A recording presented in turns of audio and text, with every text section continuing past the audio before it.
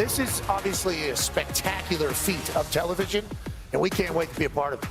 Speaking of spectacular, there is Pudge the cat. The new Bowling Green mascot, Bowling Green and Toledo, renewed their rivalry today. You know, when you hire a new coach in the MAC, you sort of have two choices. You either go and find the new up-and-comer who's trying to make a name for himself, or you go for the big splash and find a guy who's already made his name. Bowling Green did that. Bowling Green found a coach whose name has been Billy Flynn in Chicago on Broadway. It's been Othello and Caesar on other marquees. His name is on the Heisman Trophy. His name is in the College Football Hall of Fame. Eddie George, the coach at Bowling Green. So how is it that a guy whose name is second to none has been dropped in #2 billing in his own program to someone who uses a litter box to go to #2? Back in March, when Bowling Green hired Eddie George, the 1995 Heisman Trophy winner, as its new head football coach, it seemed clear he would be the face of the program. But things have changed. Pudge the cat, Bowling Green's unofficial mascot. Pudge is like Julius Caesar around here, you know. When he comes down the street, the crowd parts.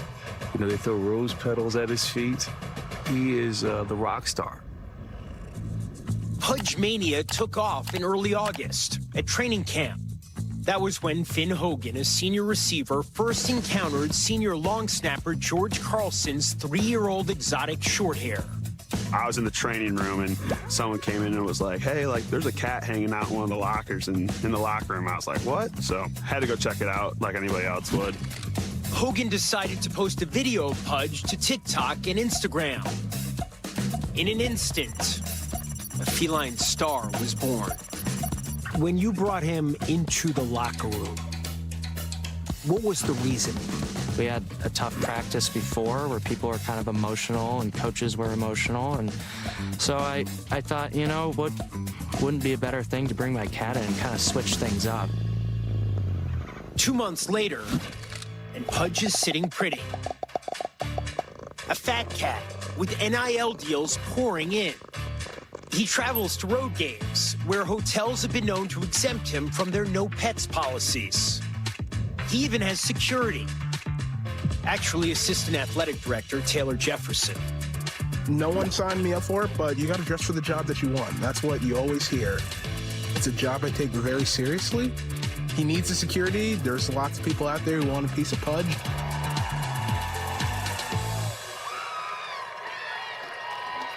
For his part, the Falcons head coach betrays no resentment regarding his demotion on the depth chart.